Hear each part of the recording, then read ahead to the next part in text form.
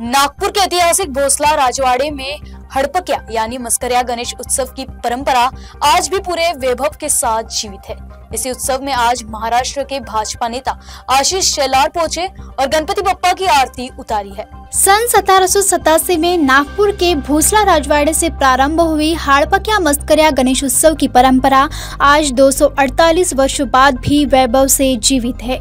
शूरवीर खंडोजी राजे भोसले, जिन्हें चिमना बाबू के नाम से जाना जाता है, इन्होंने युद्ध से विजय प्राप्त कर पितृपक्ष में गणेश स्थापना की और उसे लोक कला खड़ी गम्मत से जोड़कर सार्वजनिक रूप दिया। इसी परंपरा के साक्षी बने आज महाराष्ट्र के भाजपा नेता आशीष शेलार।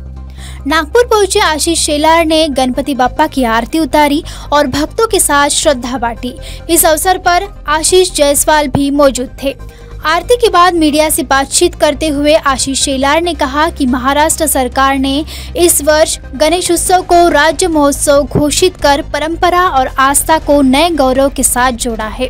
महाराष्ट्र सरकारने यावर्षी आपला जो गणेशोत्सव आहे त्याला राज्य महोत्सव म्हणून घोषित केला आणि आपण देशभरात आणि जगातल्या काही देशांमध्ये सुद्धा यावेळेला गणेशोत्सव आणि गणरायाच्या या आगमनाच्या आनंदामध्ये सामाजिक सांस्कृतिक कार्यक्रम याची परंपरा तिथपर्यंत पोचवतो ती पोचवली।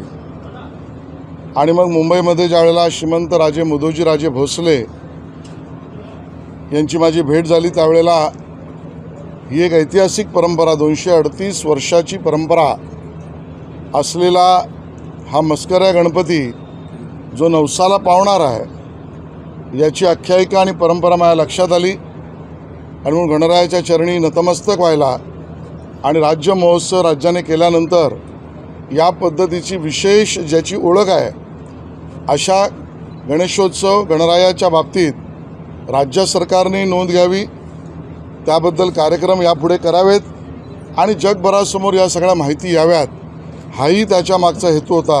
आणि म्हणून मी दर्शनासाठी आणि श्रीमंत राजे मुदोजी राजे भोसले यांना भेटण्यासाठी आज या ठिकाणी आलेलो आहे।